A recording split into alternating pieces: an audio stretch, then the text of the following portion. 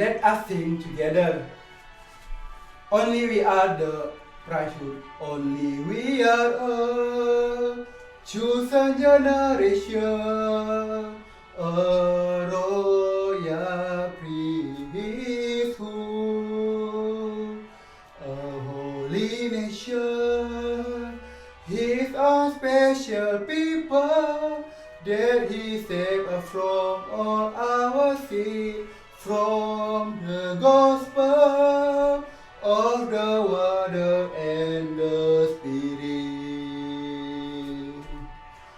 A chosen race, a royal priesthood, His own people, born again, saying, I should preach true gospel to the entire world, lead everyone to salvation.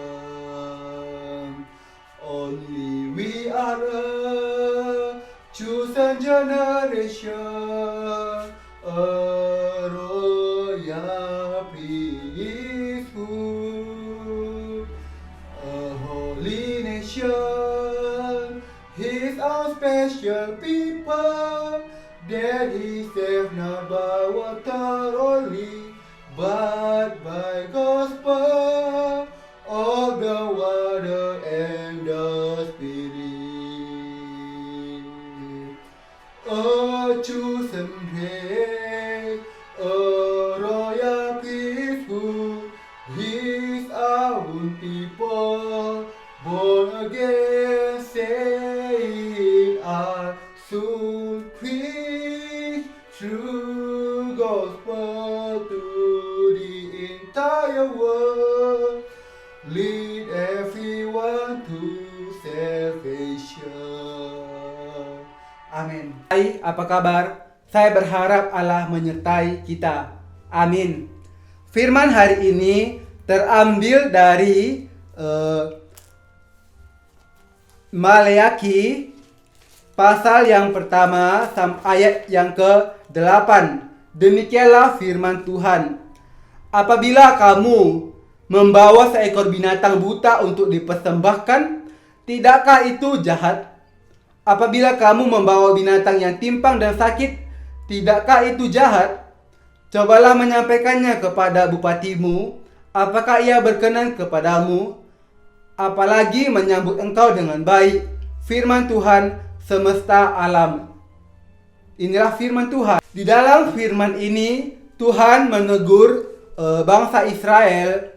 Jika di dalam Maleakhi pasal pertama ayat 6 sampai dengan ayat ke-14 ini berjudul pencemaran korban-korban. Di mana sebelumnya jika kita baca di dalam Ulangan 15 ayat yang ke-21, Tuhan telah memerintahkan ayat 21, tetapi apabila ada cacatnya, jika timpang atau buta, bahkan cacat apapun yang buruk, maka janganlah engkau menyembelihnya bagi Tuhan Allahmu. Di sini jika kita perhatikan di sini, ini merupakan teguran Tuhan kepada bangsa Israel, yakni bagaimana bangsa Israel mempersembahkan binatang korban kepada Tuhan, yakni yang memiliki cacat. Di mana Tuhan sendiri telah mengatakan bahwa binatang jika orang Israel hendak memberikan persembahan kepada Tuhan, yakni mereka harus mempersembahkan korban yang tidak cacat. Sementara di sini orang Israel membawa binatang yang timpang dan cacat. Ini merupakan suatu kejahatan. Ini merupakan pencemaran terhadap korban yang dipersembahkan kepada Tuhan. Bagaimana mungkin Tuhan menerima binatang korban yang cacat? Jika kita membaca di dalam Yeremia pasal yang ke-31 ayatnya yang Yeremia pasal 33 ayat yang ke 20 ayat yang ke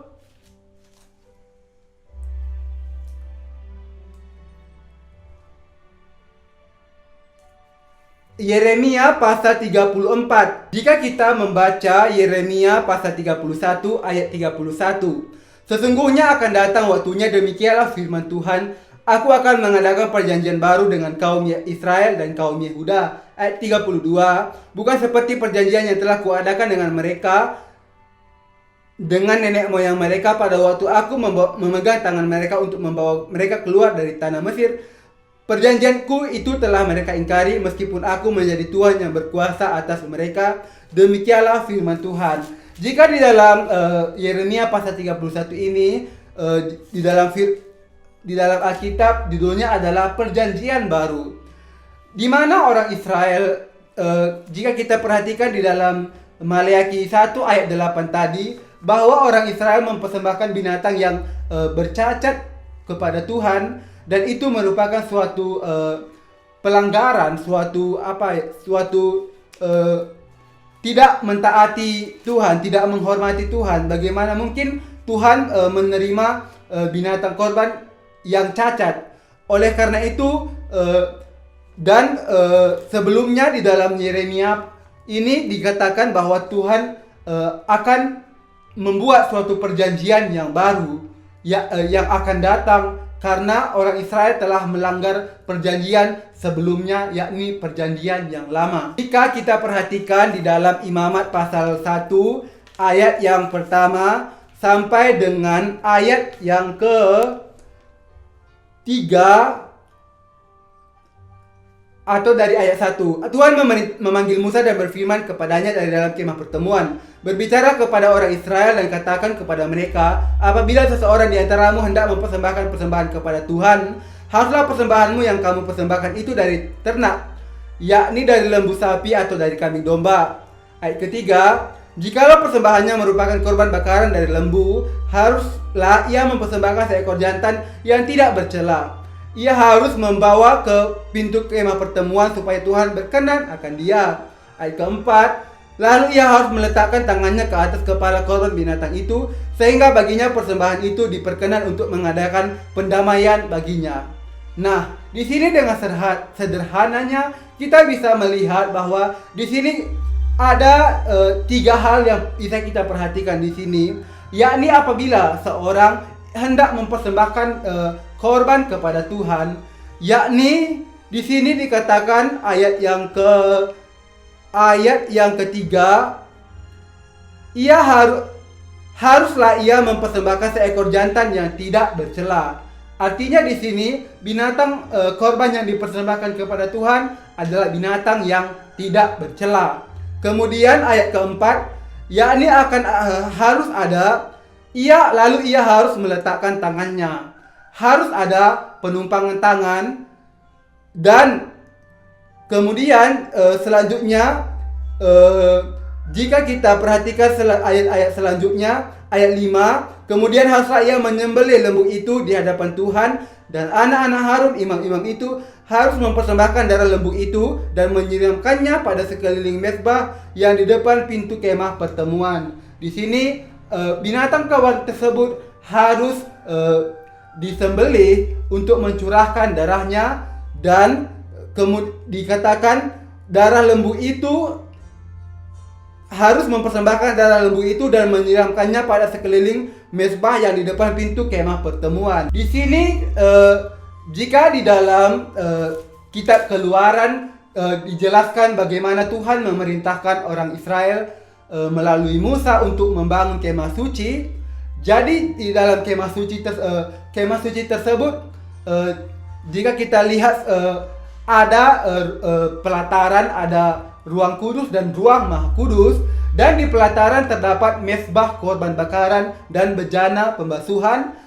Sementara pintu gerbangnya terbuat dari 4 jenis kain, kain biru, kain ungu, kain kirmiji, dan dari lenan halus yang dipintal benangnya.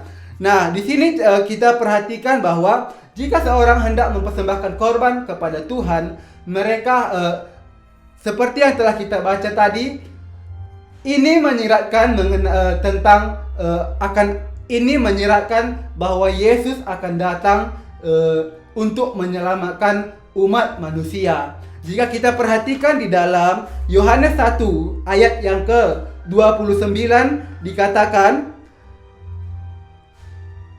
pada keesokan harinya Yohanes melihat Yesus datang kepadanya dan ia berkata, "Lihatlah anak domba Allah yang menghapus dosa dunia." Yohanes Pembaptis di sini adalah seorang dari keturunan Harun.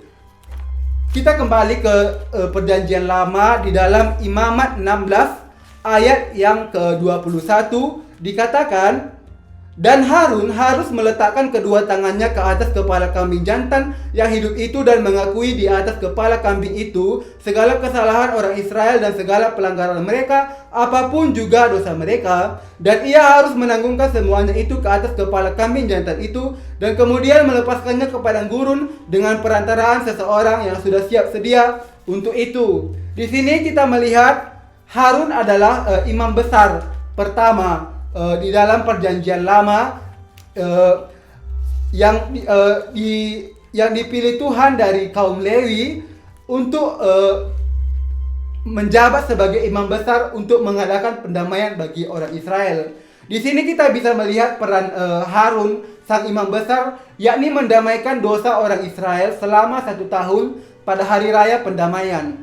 Nah, sementara di dalam Yohanes 1 ayat 29, Yohanes Pembaptis adalah merupakan seorang dari keturunan Harun. Jika kita lihat jika kita perhatikan bagaimana Yohanes Pembaptis lahir, kita bisa melihat bahwa Yohanes Pembaptis adalah dari ayahnya Zakaria dan ibunya Elizabeth, yang di mana Zakaria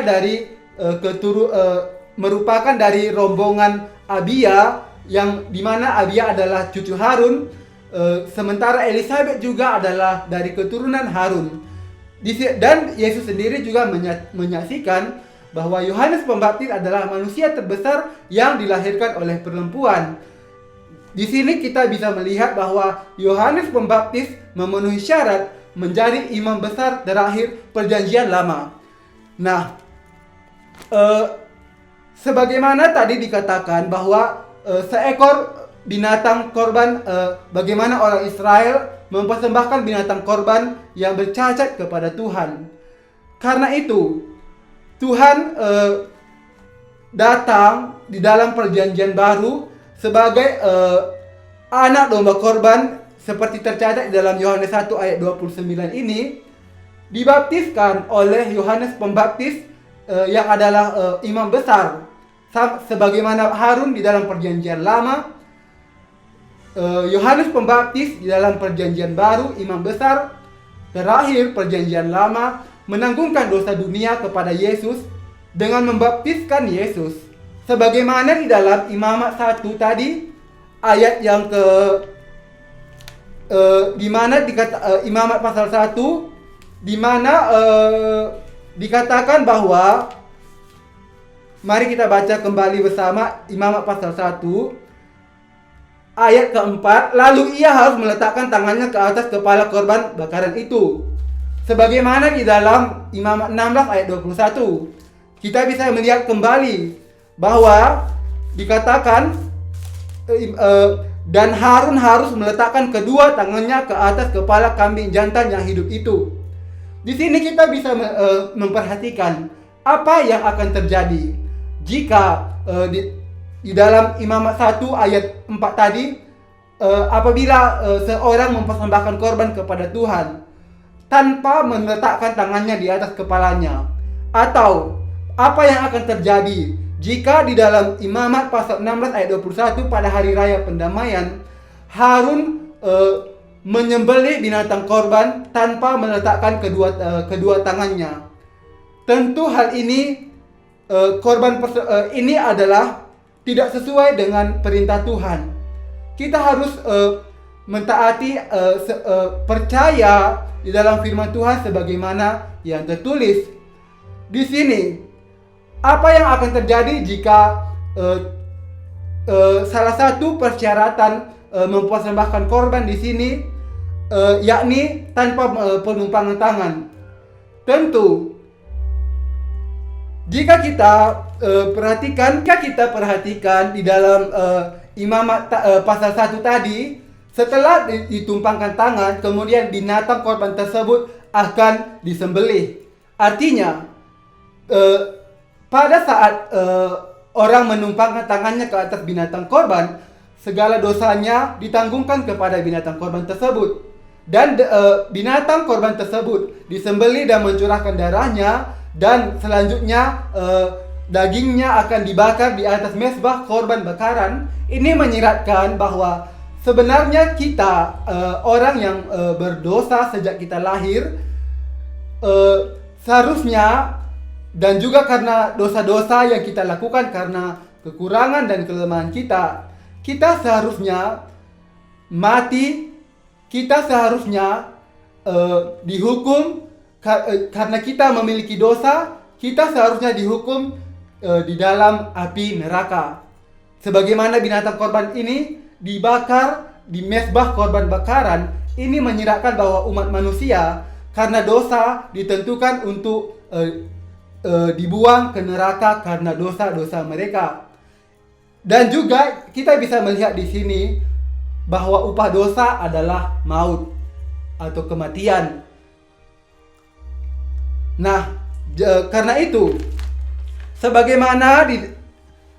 oleh karena itu Yesus yang adalah anak domba Allah di dalam sebagaimana disaksikan oleh Yohanes Pembaptis, kita harus memperhatikan bahwa betapa besarnya peran dari Yohanes Pembaptis.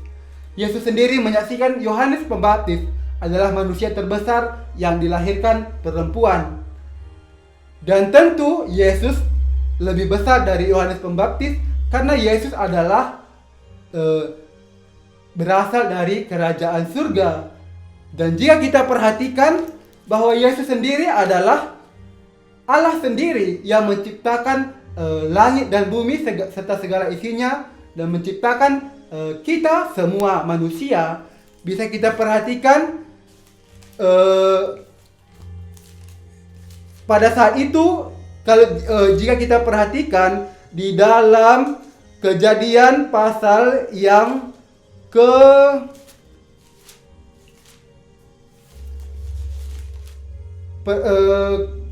nah, di sini kita bisa melihat, jika kita melihat di dalam Kejadian pasal ke-11 ayatnya yang ke-7, kita bisa melihat di sini, baiklah kita turun dan mengacau balaukan di sana bahasa mereka, sehingga mereka tidak mengerti lagi bahasa masing-masing.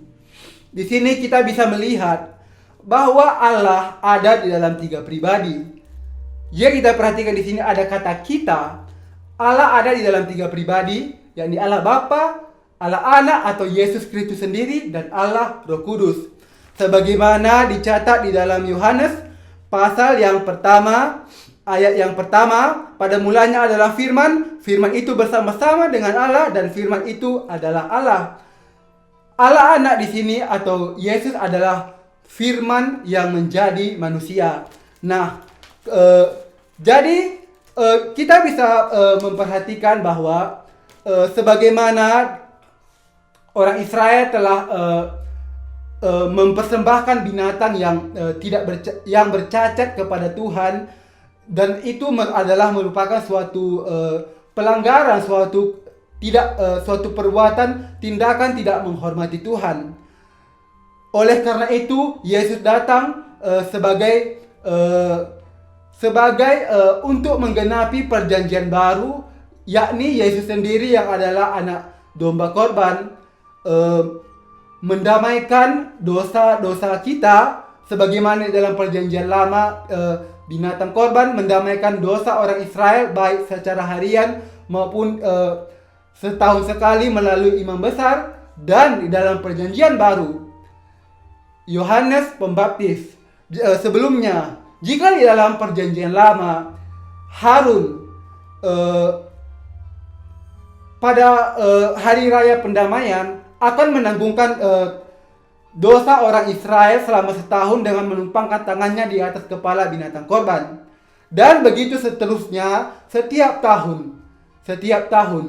Dan ketika Harun mati, keturunannya yang telah berusia 30 tahun akan menggantikan Harun untuk menjabat menjadi imam besar. Kita bisa melihat di sini bahwa persembahan setiap tahun, setiap hari dan setiap tahun akan ada persembahan korban di dalam perjanjian lama dan di dalam perjanjian baru.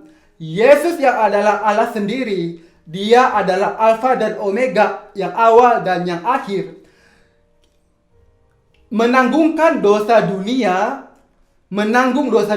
dengan dibaptis oleh Yohanes Pembaptis. Kita bisa perhatikan di dalam Matius 3 ayat 15. Bagaimana peristiwa Yesus dibaptis oleh Yohanes Pembaptis. Lalu Yesus menjawab, katanya kepadanya, pada saat Yohanes membaptis orang Israel, Yesus datang untuk dibaptis oleh Yohanes. Dan pada saat itu Yohanes menolak untuk membaptis Yesus.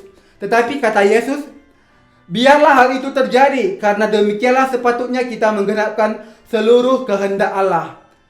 Dengan Yesus dibaptis oleh Yohanes Pembaptis, segala dosa dunia ditanggungkan kepadanya. Segala dosa, mulai dari Adam sampai dengan manusia terakhir yang akan hidup di bumi ini, ditanggungkan kepada Yesus. Apakah Anda melihat betapa bahwa Yesus adalah juru selamat, sebagaimana nama Yesus sendiri adalah juru selamat? Jika di dalam Matius pasal 1 ayat yang ke-21, karena Dialah yang akan menyelamatkan umatnya dari dosa mereka. Di sini tentu kita bisa melihat bagaimana Yesus, sebagaimana namanya, adalah yang akan menyelamatkan umatnya dari dosa. Yesus menyelamatkan kita dengan menanggung dosa dunia. Dia adalah Allah sendiri. Dan di dalam Yohanes 3 ayat yang ke-5 dikatakan, Yohanes 3 ayat 5, jawab Yesus, aku berkata kepadamu, sesungguhnya jika seorang tidak dilahirkan dari air dan roh, ia tidak dapat masuk ke dalam kerajaan Allah. Kita yang percaya kepada sistem korban perjanjian lama, yakni akan adanya binatang korban yang tidak bercacat, akan adanya penumpangan tangan untuk menanggungkan dosa, dan penyembelihan binatang korban untuk membayar harga dosa. Yesus yang adalah Allah sendiri, anak domba Allah, dibaptiskan oleh Yohanes, anak domba Allah yang tentu tidak bercacat, tanpa dosa, dibaptiskan oleh Yohanes Pembaptis yang adalah imam besar terakhir perjanjian lama, untuk menanggungkan dosa dunia kepada Yesus. Dan Yesus, inilah yang dimaksud dengan air di sini atau baptisan Yesus. Kemudian Yesus naik ke kayu salib untuk mencurahkan darahnya, untuk membayar harga dosa, dan bangkit kembali pada hari yang ketiga, membuktikan bahwa Dia adalah Allah sendiri. Inilah yang dimaksud dengan roh, bahwa Yesus disalibkan di atas kayu salib dan bangkit kembali dari kematian. Dan setiap orang yang dilahirkan dari air dan roh, atau dengan kata lain percaya kepada pelayanan Yesus yang menggenapkan perjanjian, menggenapkan sistem korban tadi di dalam perjanjian lama, membuat perjanjian yang baru untuk mendamaikan dosa kita. Kita yang percaya kepada tiga hal ini, baptisan Yesus atau air, kematian dan kebangkitannya atau roh, kita dilahirkan kembali. Dan inilah persyaratan untuk masuk ke dalam kerajaan Allah. Amin. Saya berharap firman hari ini memberkati Anda. Tuhan Yesus memberkati. Lord Jesus promised me promise of His word. He'll give you heaven and new earth to us all. My hope will be fulfilled on the day of Lord. My hope is dwelling in the holy Jerusalem. The glory of Father God, bright the great city, heavenly kingdom will be give to me glory and reign.